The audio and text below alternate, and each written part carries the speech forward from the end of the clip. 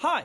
So now I would like to talk a little bit about a new essay that has come out by Dario Amodei, who is the CEO of Anthropic, one of the main AI labs.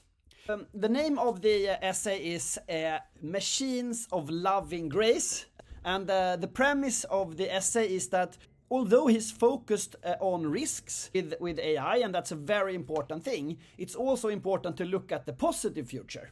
And then he tries to understand and kind of articulate what could a positive future, if we succeed with handling the risks, be like.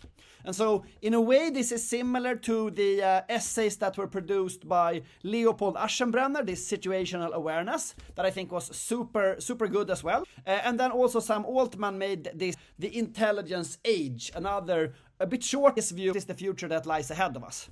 And so the premise of this essay is looking at the positive future that comes out of generative AI really delivering for us. And for us at Ymnig, this is of course super relevant because we are leaning into making this positive vision come true. So that's why we're really interested in this as well. And I must say that I think this essay is fantastic. I really like it. It leaves some gray zones for kind of sketching out further. But in terms of the broad line, I'm very much aligned with Dario. Especially the thing that I agree with is that there are two really important things for humanity to fix now.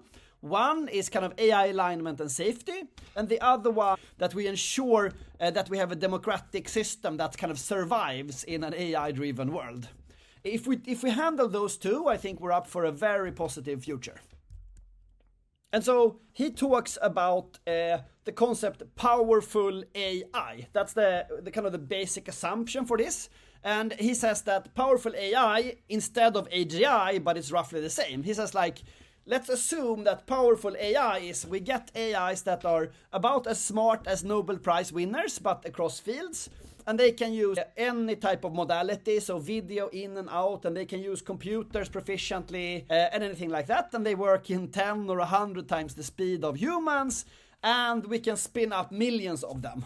So this means basically, he has this analogy of like a nation of geniuses living in a data center that we can kind of deploy at our benefit. So that's kind of his premise. And he says this could come as early as 2026. So this is a quite aggressive time frame. It's even more aggressive than Leopold Aschenbrenner, who had roughly the similar but with 2027. He doesn't say this is when it's going to happen, but he says it could happen as early as 2026. It could also come quite a bit later. And he says like, when this happens, a lot will change in the world. And then he goes through a couple of different things that would change if this happened.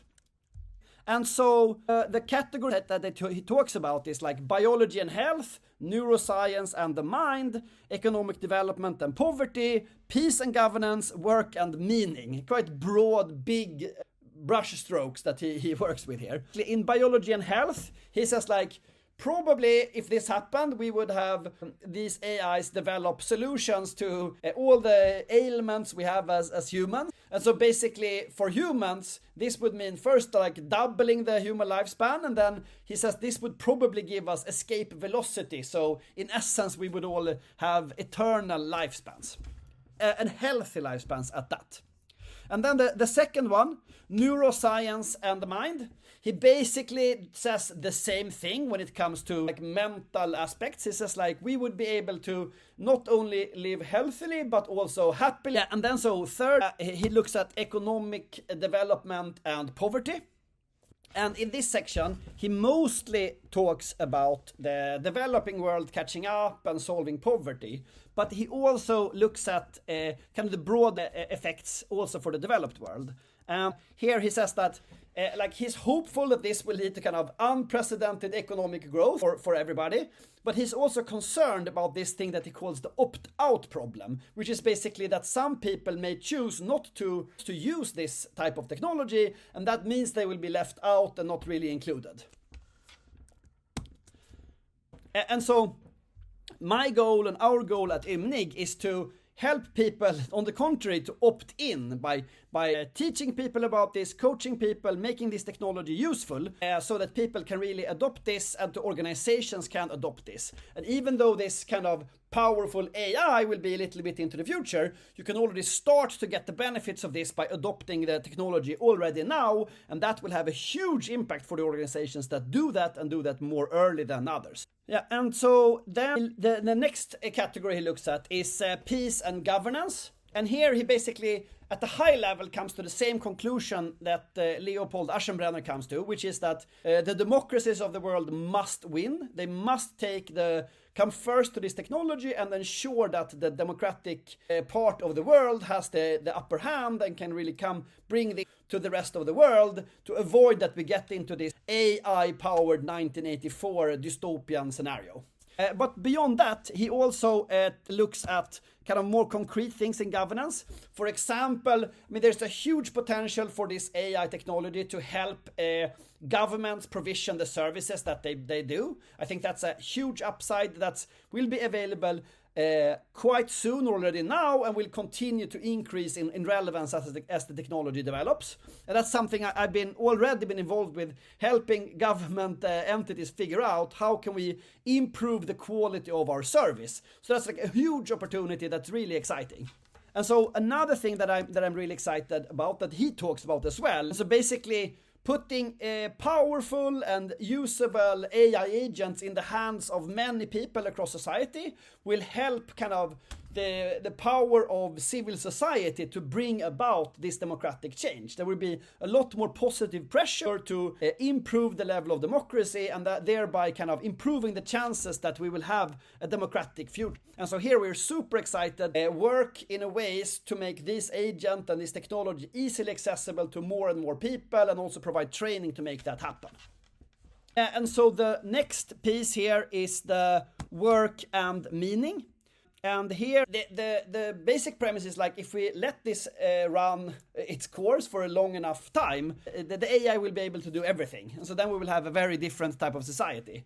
But I think he says something that's also really useful. He says like, as long as AI is only better at 90% of any job, like the 10% where humans are needed, they will become the relevant part of the job. Those 10% expands to basically be the economy. In the same way that if you go 5,000 years back, the economy was agriculture, but now that's a really small part. My last video was exactly on this topic, in fact. So I think it's really interesting that he's thinking about the same thing. But what this means is that the centaur future will be super relevant. So for humans to be able to kind of figure out what are the 10% that I'm really good at and that's valuable in the future, and what are the things that the AI will be able to do, and kind of make that difference and recalibrate how you add value, that will be super relevant in the kind of foreseeable future.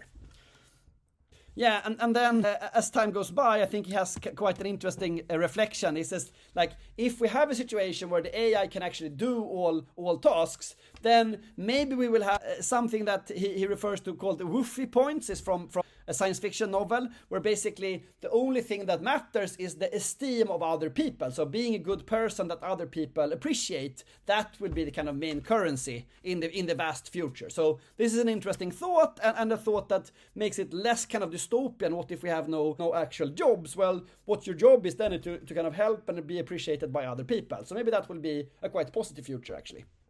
And so basically, if you take a step back in what this means, we don't know when this enormous change will happen. If it's 2026 is the extreme end, maybe it's 2030 or later, we'll see.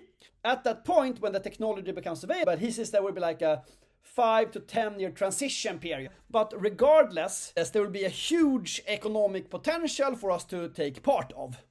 And so what we do at Ymnig is basically helping people and organizations to early opt in for this change. So they can already during the transition period get a good position and get ahead and kind of bring the most positive version of this future into reality. Yeah, and so I'm super excited about this essay by Dario Amodei and bringing this future into being in the most positive way. And if you're thinking about how your organization can adapt in this fast changing world, please don't hesitate to reach out. I mean, this is what we do. Happy to help. That's it for me. Thank you very much. Bye.